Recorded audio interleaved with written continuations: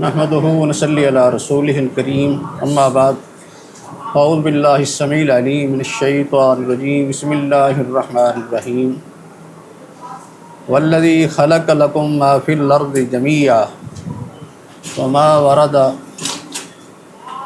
فی الحدیث عن ابی درداء ما حل اللہ فی کتابہ فہو حلال وما حرم فہو حرام وما سکت عنہ فہو عفو فاقبلوا من اللہ عافیتہ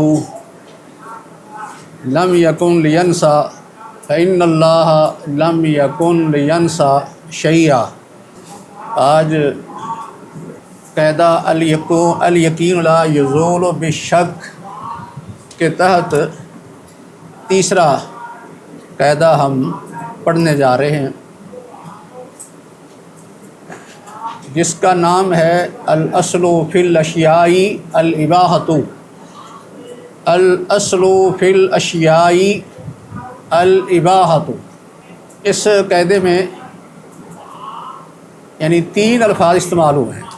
ایک لفظ الاصل ہے، دوسرا اشیاء اور تیسرا الاباحہ۔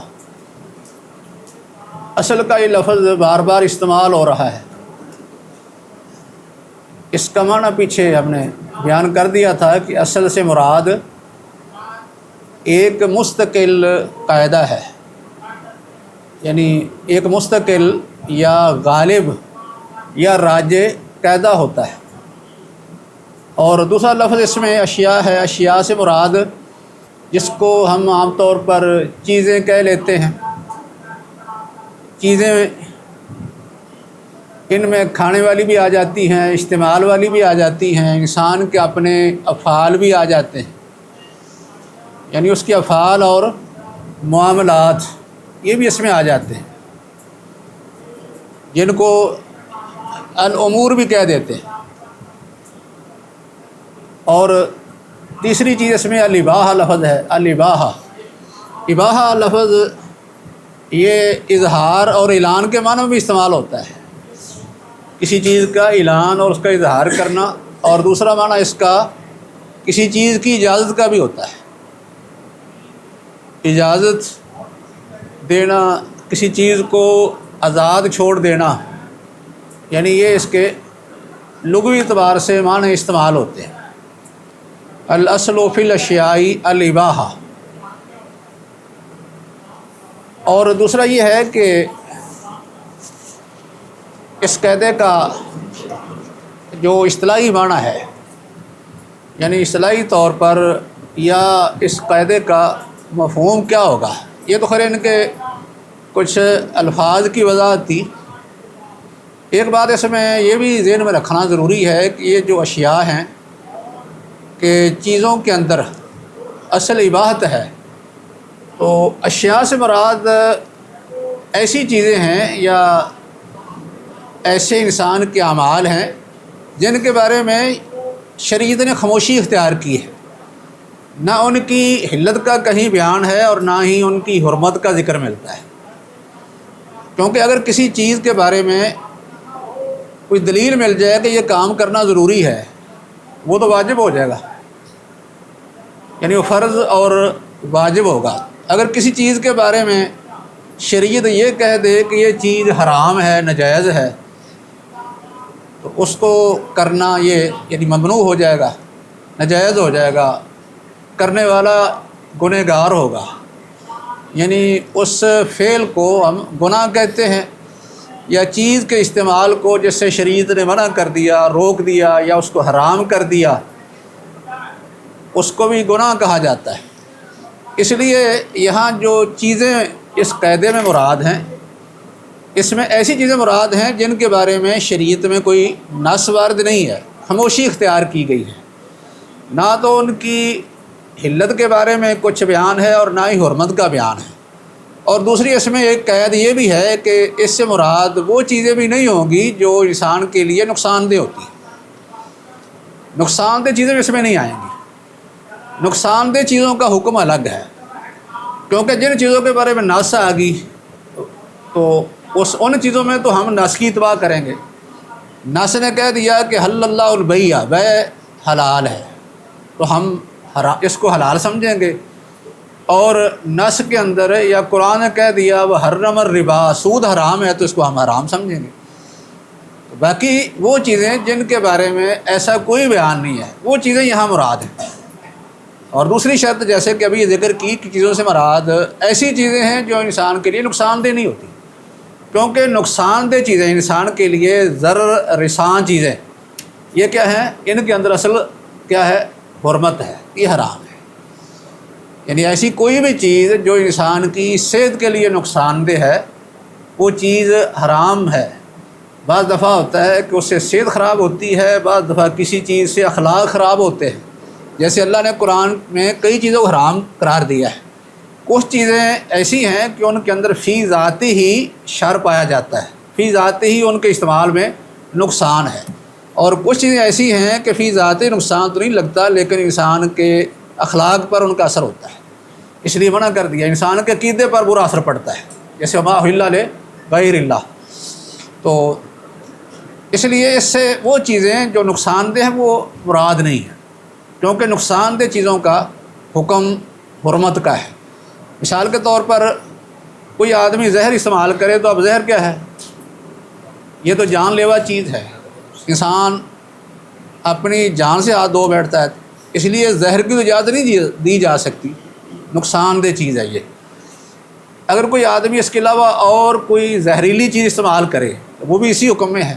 مثلا سانپ زہریلا ہے نا، تو سانپ کی ایسی چیز کا استعمال کر لے جس میں زہر ہے، اس کے بارے میں معروف ہے کہ زہر جو ہے اس کے یعنی سر والے حصے میں ہوتی ہے، باقی ساری جسم میں زہر نہیں ہوتی، تو اس لیے زہر والی چیز کا استعمال، اس طرح کی چھپکلی ہے، چھپکلی جو ہے یہ بھی ایک زہریلی اور نقصان دہ چیز ہے۔ تو بہرحال زہریلی چیزیں یا نقصان دہ چیزیں یا جن کو موذی کہا جاتا ہے یہ کیا ہے، حرام ہے۔ ان کے اندر اصل قاعدہ یہ ہے کہ حرام ہے۔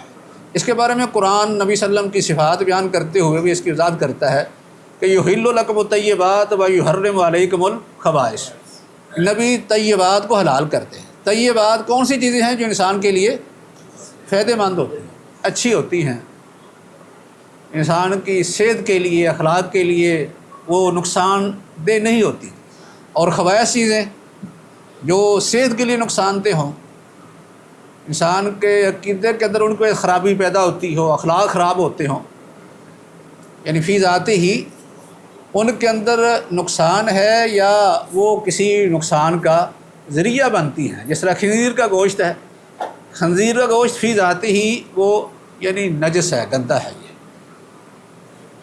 ایک ہے اس کا نقصان صحت کے لحاظ سے، دوسرا اس کا نقصان کیا ہے، اخلاقی لحاظ سے۔ جو لوگ کتے استعمال کرتے ہیں یا خنزیر کا گوشت کھاتے ہیں، ایسے لوگوں کے اخلاق بھی اچھے نہیں ہوتے، برے اخلاق ہوتے ہیں، یعنی گوشت کھانے کا ان پر یہ برا اثر ہوتا ہے۔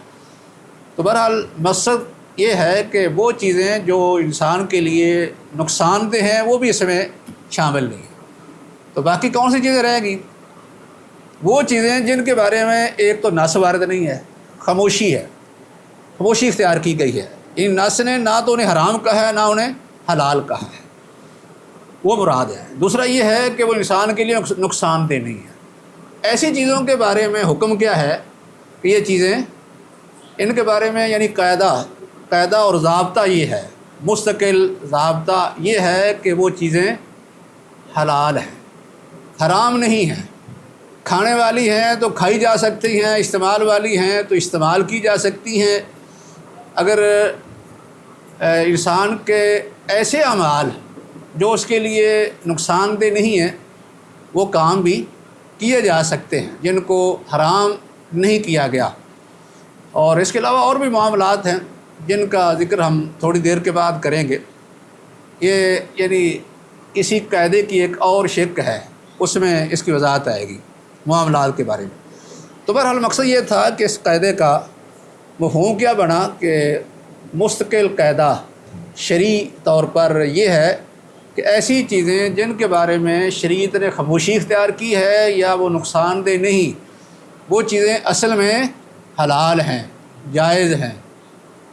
ان کو استعمال کیا جا سکتا ہے، اور ان کا یہ حکم اسی وقت ہی تبدیل ہو سکتا ہے جب ان کے بارے میں ہمیں کوئی دلیل مل جائے، کسی دلیل ثابت ہو جائے کہ یہ چیز حرام ہے، یہ کام حرام ہے، اس کا استعمال حرام ہے، اس وقت پھر ہم اس کو استعمال نہیں کر سکتے، ہمارے لیے اس کی اجازت نہیں ہوگی۔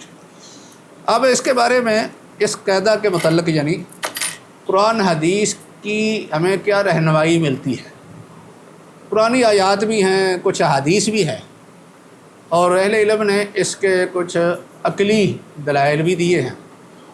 پرانی آیات میں ایک آیت جو میں نے ابھی صاحب نے آپ کے پڑھی ہے، والذی خلق لکم ما فی الارض جمیعا، کہ وہ ذات جس نے تمہارے لیے یہ سب کچھ پیدا کر دیا۔ والذی خلق لکم ما فی الارض جمیعا، اللہ نے زمین میں جو کچھ ہے وہ تمہارے لیے پیدا کیا ہے۔ یہ اللہ رب العزت نے کس ضمن میں ذکر کیا ہے؟ یہ یعنی بندوں پر احسان جتلایا ہے۔ جیسے کوئی شخص جو ہے وہ لوگوں پر احسان جاتا ہے، کہتا ہے کہ میں نے یہ سب کچھ تمہارے لیے بنایا ہے، یہ احسان ہوتا ہے نا کہ تمہارے لیے سب کچھ بنایا ہے، یہ ساری چیزیں میں نے تمہارے لیے مہیا کی ہیں، یہ چیزیں ساری آپ کی ہیں۔ اس طرح اگر وہ کہہ دے تو مقصد کیا ہوتا ہے احسان جتلانے کا؟ مقصد یہ ہوتا ہے کہ آپ ان چیزوں میں سے جو چاہیں استعمال کر لیں۔ اگر کہا جائے کہ یہ چیزیں ساری ہیں تو آپ کے لیے لیکن آپ استعمال نہیں کر سکتے، تو پھر مطلب کیا ہوگا اس کا؟ پھر تو کوئی احسان نہیں ہے۔ یہ کہا جائے کہ یہ چیزیں ساری آپ کے لیے ہیں لیکن آپ استعمال نہیں کر سکتے، مثلا جیسے کوئی کسی کے ہاں مہمان آتا ہے تو جو میزبان ہے وہ کہے کہ یہ ہماری گھر کی ساری چیزیں جو ہیں یہ آپ کے لیے، لیکن شرط یہ ہے کہ آپ ان میں سے کسی کو استعمال نہیں کر سکتے، تو پھر کوئی احسان نہیں ہے۔ اس لیے اللہ رب العزت نے کہا ہے کہ یہ زمین میں جتنی چیزیں ہیں یہ تمہارے لیے اللہ نے پیدا کی ہیں، سب کی سب۔ اس کا مطلب یہ ہے کہ اللہ احسان جتا رہے ہیں ان چیزوں کا، اور یہ جو احسان ہے یہ تب ہی پورا ہوگا جب انسان ان سے فائدہ اٹھا سکتا ہے۔ اس طرح اس سے ملتے جلتے ایک دوسری آیت بھی ہے، الذی سخر لکم ما فی السماوات والارض، یہ آیت اس طرح ہے، والذی سخر لکم ما فی الارض جمیعا منہ، یہ کہ اللہ نے زمین میں جو کچھ ہے تمہارے لیے مسخر کر دیا، سب کچھ مسخر کر دیا۔ مسخر کرنے سے کیا مراد ہے؟ اس سے بھی مراد ہے کہ اللہ نے جب مسخر کیا ہے تو اس کو مطلب تم استعمال کر سکتے ہو، اگر استعمال کی اجازت نہ ہو تو پھر مسخر کرنے کا کوئی معنی نہیں بنتا، نہ یہ احسان بنتا ہے۔ اور بھی اس کے علاوہ کچھ آیات ہیں جو اس پر دلالت کرتی ہیں، ان میں سے مثال کے طور پر یہ آیت ہے، قرآن کہتا ہے قُل لَا أَجِدُ فِي مَا أُوحِيَ إِلَيَّ مُحَرَّمًا عَلَىٰ طَاعِمٍ إِلَّا أَن يَكُونَ مَيْتَةً أَوْ دَمًا مَسْفُوحًا أَوْ لَحْمَ خِنزِيرٍ أَوْ فِسْقًا أُحِلَّ لِغَيْرِ اللَّهِ۔ اس میں اللہ رب العزت نے یہ بتایا ہے کہ آپ لوگوں کو کہہ دیں کہ میری طرف جو وحی آئی ہے اس وحی میں کوئی چیز کسی کھانے والے پر حرام نہیں پاتا سوائے چار چیزوں کے۔ چار چیزوں کو ذکر کیا ہے اس میں، ایک اس میں مردار ہے، دوسرا خون ہے، بہنے والا خون، تیسرا اس میں خنزیر کا گوشت ہے، اور چوتھی چیز جو غیر اللہ کے نام پر کی ہے۔ یہ چار چیزیں ذکر کی ہیں، تو اس کا مطلب کیا بنا کہ اللہ تعالیٰ نے چار محرمات کو مستثنیٰ کیا ہے، یہ چار چیزیں تم پر حرام ہیں، تو اس کا مطلب کیا بنے گا؟ استثناء کی ہے نا، چار چیزیں حرام ہیں، تو جو چار کے علاوہ ہیں وہ کیا ہیں؟ وہ حلال ہیں، کیونکہ شروع میں یہی ہے نا قُل لَا أَجِدُ فِي مَا أُوحِيَ إِلَيَّ مُحَرَّمًا عَلَىٰ طَاعِمٍ، میں کسی کھانے والے پر کوئی چیز حرام نہیں سمجھتا سوائے چار کے۔ اس کا مطلب ہے چار تو حرام ہوں گی، تو یہ کیا ہے؟ چار چیزوں کو مستثنیٰ کیا گیا ہے، تو جس سے مستثنیٰ کیا گیا ہے باقی چیزیں پھر وہ کیا ہوں گی؟ وہ حلال ہیں، کہ باقی ساری یہ تمہارے لیے حلال ہیں، جائز ہیں سوائے چار کے۔ تو اس سے بھی یہ ثابت ہوا کہ جن چیزوں کی یعنی حرمت اللہ نے بیان کر دی ہے وہ حرام ہوں گی، اور جن کی حرمتوں کے بارے میں ہمیں کوئی دلیل نہیں ملتی وہ ہمارے لیے جائز ہے۔ اور قرآن کی ایک اور آیت جو اسی مقصد پر یا اس معنی پر دلالت کرتی ہے وہ یہ ہے کل من حرم زینت اللہ التی اخرج لعبادہ والطیبات من الرزق۔ اللہ رب العزت فرماتے ہیں کہ آپ ان کو کہیں کہ کس نے حرام کیا ہے اس زینت یعنی زیب و زینت کو جو اللہ نے اپنے بندوں کے لیے پیدا کی ہے، اور والطیبات من الرزق، اور اس طرح رزق کی اچھی چیزیں طیبات اللہ نے تمہارے لیے یعنی جو بہترین رزق پیدا کیا ہے یا زیب و زینت کی چیزیں پیدا کی ہیں ان کو کس نے حرام کیا ہے؟ یعنی اللہ رب العزت کیا کر رہے ہیں؟ ایسے لوگوں پر انکار کر رہے ہیں جو ان چیزوں کو حرام کرتے ہیں۔ جیسے صوفیہ کا ذہن ہے نا، صوفیہ کہتے ہیں کہ انسان روحانی طور پر ترقی کب کر سکتا ہے؟ جب دنیا کی چیزیں یعنی خاص کر لذتوں والی چیزیں چھوڑ دے، زیب و زینت چھوڑ دے۔ اس لیے نہ تو اچھا لباس پہن سکتا ہے، لباس بھی ایسا وہ جو ہے گدڑی سی پہنی ہو، گندا سا لباس، نہ کوئی اچھا کھانا کھا سکتا ہے، کیونکہ اگر اچھے کھانے کھا کے اس نے جو ہے وہ لذت حاصل کر لی تو آخرت کی لذت سے وہ محروم ہو جائے گا۔ اس لیے وہ کہتے ہیں کہ روحانی ترقی کے لیے یا روح کی ترقی کے لیے یا انسان کو بہت زیادہ نیک بننے کے لیے، یعنی جیسا کہ لوگ کہتے ہیں کہ یہ اللہ کے اولیاء ہیں، ولی بننے کے لیے ضروری ہے کہ انسان دنیا کی زیب و زینت کو ترک کر دے۔ زیب و زینت تو اس میں لباس ہوتا ہے، یہ چیزیں ہوتی ہیں، استعمال والی چیزیں ہیں، کوئی لباس ہے، کھانے پینے والی چیزیں ہیں، حتیٰ کہ شادی نکاح وغیرہ یہ بھی چھوڑ دیں۔ یہ بھی چیزیں جو ہیں یہ دنیا کی لذت میں آتی ہیں، لہٰذا ان کو چھوڑنے سے انسان روحانی طور پر ترقی کر سکتا ہے، ورنہ نیک نہیں بن سکتا۔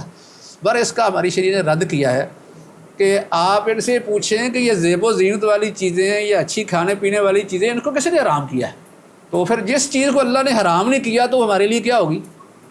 وہ جائز ہے، ہم اس کو استعمال کر سکتے ہیں۔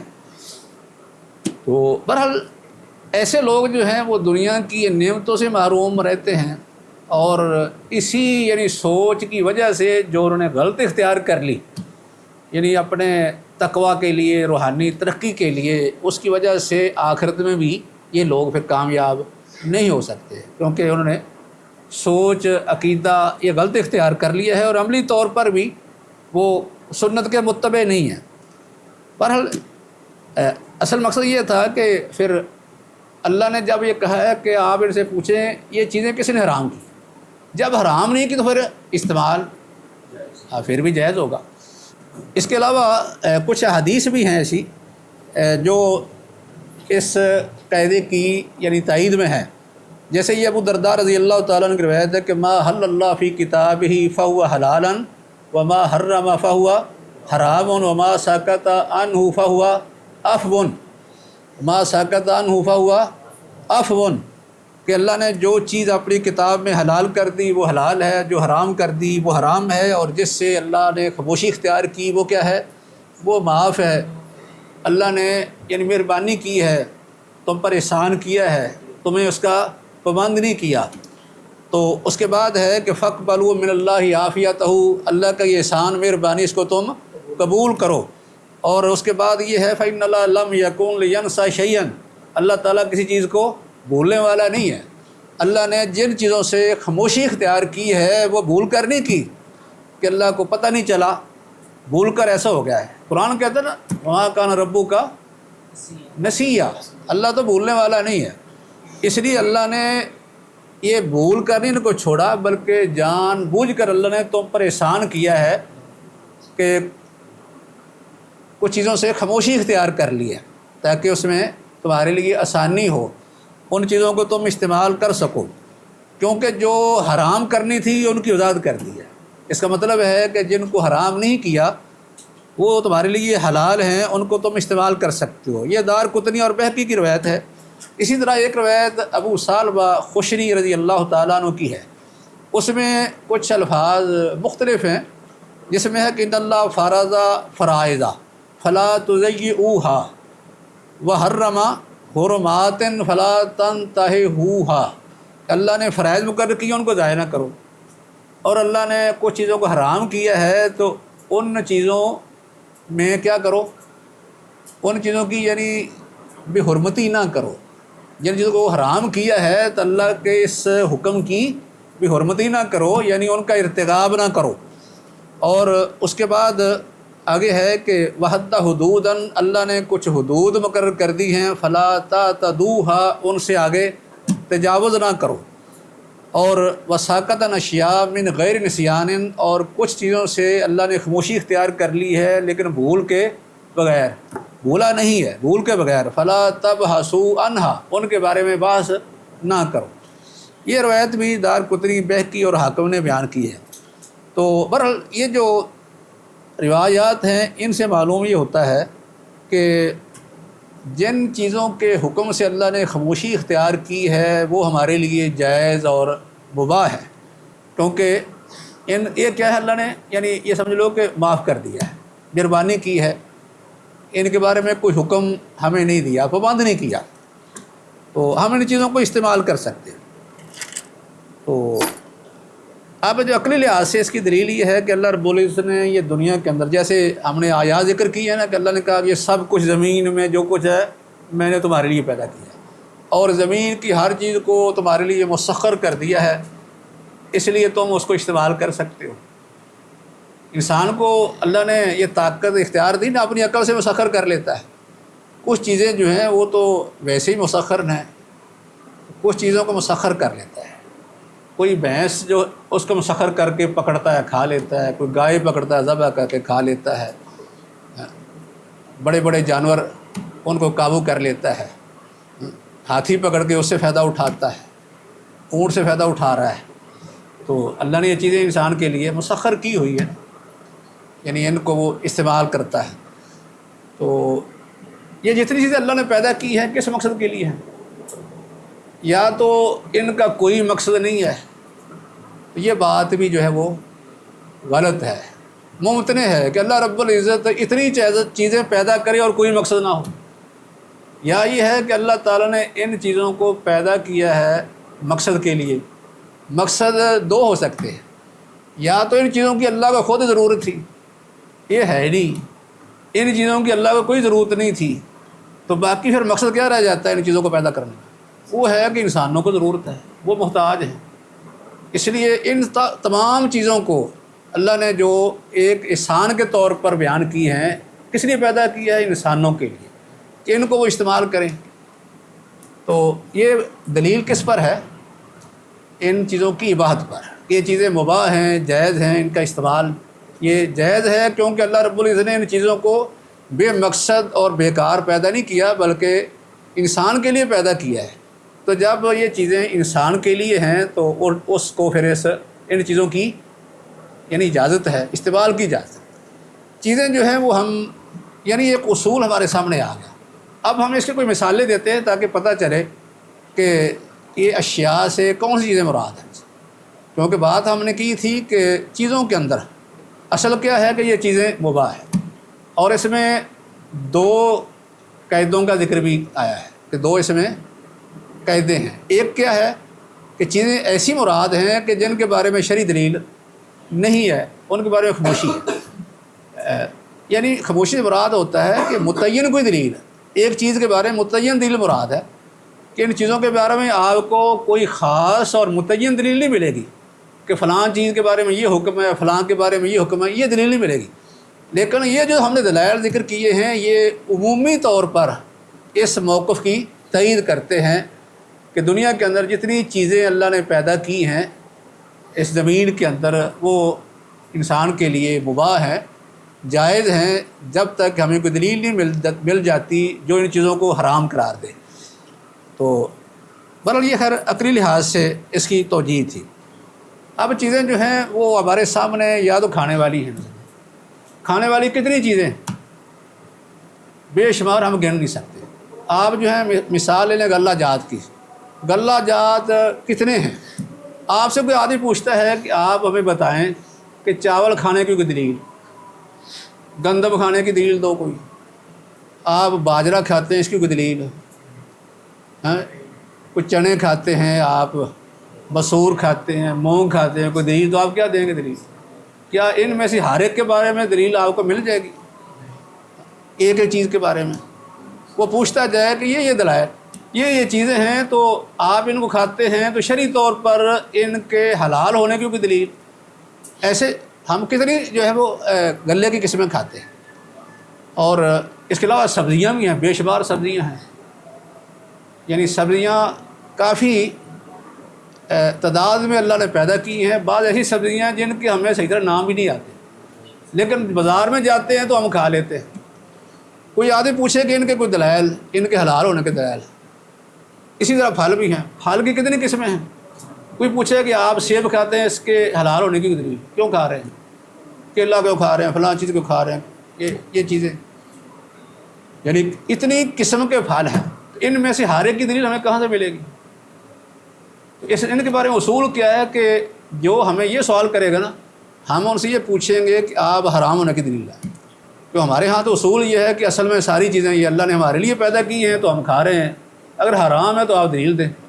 आपके पास अगर दलील हरमत की है तो हम नहीं खाएंगे। इस तरह बाकी चीज़ें इस्तेमाल वाली मसला आप ले लें, ये तो सही खाने पीने वाली चीज़ें, खाने पीने वाली चीज़ों में जानवर भी आ जाते हैं। मिसाल के तौर पर कुछ जानवर तो ऐसे हैं वो बिल इत्तेफाक में हलाल है, मतलब गाय है, ऊँट है, बकरी है, इनके बारे में तो सराहत आ जाती आ गई है।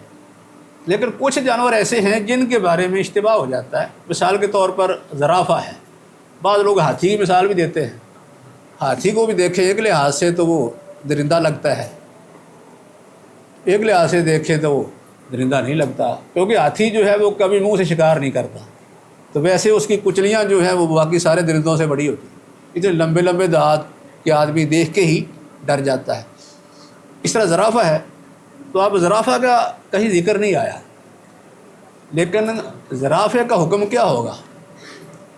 क्योंकि जब हम देखते हैं ना इसके हराम हलाल के उसूल, एक तो है कि अल्लाह वाज़े तौर पर किसी चीज़ के बारे में नहीं नस में बयान कर दे। जैसे ये चीज़ें हमने पढ़ी हैं ना, मुर्दार, मिसाल के तौर पर मुर्दार हराम है, ये खिरजीर का गोश्त हराम है, खून हराम है, इनके बारे में तो हुर्मत वाज़े आ गई। तो जिनके बारे में इस तरह अलग अलग कोई नस नहीं है तो उनके बारे में उसूल क्या है कि जानवरों में से जो कुचली वाले हैं, शिकार करते हैं, वो हराम है। अब हमने इस उसूल के मुताबिक देखना है, तो ज़राफ़े को देखेंगे तो क्या वो इस कुचली वाले जो है उसूल के तहत या दरिंदों के अंदर शामिल होगा या कि नहीं? देखा कभी गौर कर कोई कुचली है? कभी किसी ने देखी ज़राफ़े की कुचली हो? इसलिए इसकी हिल्लत का हुक्म अहले इल्म लगाया है कि ज़हर यही लगता है कि ये हलाल है क्योंकि ये दरिंदों में नहीं आता। तो इस तरह करके बाकी हाथी जो है उसके अंदर भी इश्तिबा पैदा हो गया, एक लिहाज से दरिंदा लगता है, एक लिहाज से देखे दरिंदा नहीं लगता। तो अब क्या किया जाए? लेकिन इसके बारे में अक्सर की ये राय ये है कि ये हराम है। यानी इस तरह करके ये असल चीज़ जानवरों के बारे में भी हिल्लत है। तो बाकी जैसी दलील मिल जाएगी वो इससे निकल जाएगा। परिंदे बेशुमार हैं, अब हर परिंदे की तो आप दलील नहीं दे सकते। कोई कहे कि आप जी ये चिड़िया की दलील दें, कोई कहे तोते की दलील दें, कोई कहे जो है वो आप इसके अलावा यानी कबूतर है और बटेर है और कई चीज़ें हैं, इनकी एक एक की दलील बड़ी मुश्किल बन जाएगी। तो हम इसी असूल के तहत इनको इस्तेमाल करेंगे कि असल में ये सारे परिंदे हमारे लिए हलाल जायज़ हैं। अगर कोई आपके नज़दीक हराम है तो उसकी दलील पेश करो। ऐसे इस्तेमाल की चीज़ें भी हैं, हम चीज़ें बहुत सी इस्तेमाल करते हैं। मतलब कोई आदमी आपसे ये सवाल कर लेता है कि ये आपने कैमरा रखा हुआ है तो इसकी क्या दलील है, कोई दलील दो, वरना ये हम कहेंगे हराम है। कोई आदमी कहे कि ये पंखे चल रहे हैं, ये एसी चल रहा है, इसकी कोई दलील, ये पर्दे आप लटकाए हुए हैं,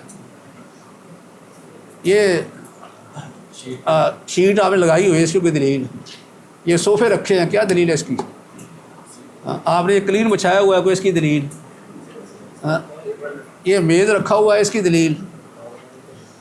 यानी इन चीज़ों के दलाइल पूछना शुरू कर देगा तो आप क्या जवाब देंगे?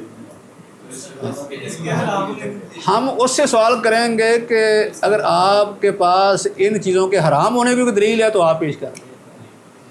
اگر آپ حرام ہونے کی دلیل نہیں دے سکتے تو پھر اصل میں کیا یہ سب چیزیں یہ حلال ہے، کیونکہ اللہ تعالیٰ نے زمین کے اندر جو چیز پیدا کی ہمارے لیے وہ حلال ہے۔ اللہ نے احسان دلایا کہ ساری چیزیں اللہ نے تمہارے لیے پیدا کی ہیں تو ہم ان کو استعمال کر سکتے ہیں۔ استعمال وہی ہوگا نا جو عرف کے اندر چل رہا ہے، یعنی عام مثال کے طور پر سواریاں ہیں، گھوڑا پیدا کیا ہے، اگرچہ کھایا بھی جا سکتا ہے لیکن اصل اس کا استعمال سواری کے لیے ہے۔ اس طرح اونٹ جو ہے وہ کھایا بھی جا سکتا ہے، سواری بھی ہو سکتی ہے۔ اور اب گدھا جو ہے وہ اللہ نے پیدا کیا ہے تو وہ کھایا تو نہیں جا سکتا لیکن سواری اس پر ہو سکتی ہے۔ تو اس طرح یہ بھینس ہے اور گائے ہے۔ بھینس گائے کا اصل استعمال کیا ہے کہ اس سے کھیتی باڑی ہو سکتی ہے اور کھانے کے لیے استعمال کر سکتے ہیں، سواری کے لیے اصل نہیں ہے، سواری کے لیے چیزیں نہیں ہیں۔ یہ مطلب ہے کہ جو عرف کے اندر کو مناسب استعمال ہے وہی کیا جائے گا۔ کوئی ایسا تو نہیں استعمال والی چیز کو کھانا شروع کر دے، کھانے والی چیز کو استعمال کرنا شروع کر دے، تو یہ تو اس کی طرف سے زیادتی ہوگی۔ مطلب کہ جو مناسب استعمال ہے وہ ہم ہر چیز کا کریں گے۔ تو یہ چیزیں بے شمار ہم دیکھتے ہیں۔ ہم مشینری استعمال کرتے ہیں، آپ استری لے کے آتے ہیں، واشنگ مشین لے کے آ جاتے ہیں، یہ اے سی، یہ ساری مشین نہیں ہے نا۔ بازار میں جاتے ہیں، فریزر لے کے آ جاتے ہیں۔ ان سب چیزوں کا جو استعمال ہے وہ ہمارے لیے کیسے جائز ہے، کس اصول کے تحت جائز ہے؟ اس لیے کہ اصل میں ان تمام چیزوں کا استعمال ہمارے لیے حلال ہے، مباح ہے، ان کی حرمت کی کوئی دلیل نہیں۔ اگر کسی چیز کی حرمت کی دلیل مل جائے گی تو پھر ہم اس کو چھوڑ دیں۔ تو یہ مقصد تھا کہ چیزوں کے اندر وہ کھانے والی ہیں، استعمال کرنے والی ہیں، ان کے اندر اصل کیا ہے؟ اباحت، جواز اس کا، یعنی اس میں انسان کو ان کے استعمال کی اجازت ہے، الا کہ کوئی دلیل مل جائے تو پھر وہ چیز دلیل کی بنیاد پر حرام ہو جائے گی۔ اور یہ جو اصول ہم نے بیان کیا ہے اس میں وہ چیزیں مراد ہیں جن کے بارے میں شریعت کے اندر خاموشی اختیار کی گئی ہے، ان کی واضح نہ کوئی حرمت ہے نہ کوئی یعنی اباحت کی دلیل ہے، اور وہ چیزیں نقصان دہ بھی نہیں ہیں، نقصان دہ چیزیں بھی نہیں ہیں، تو ان کو جو ہے وہ ہم استعمال کر سکتے ہیں۔ اس اصول کے مطابق الاصل فی الاشیاء الاباحہ۔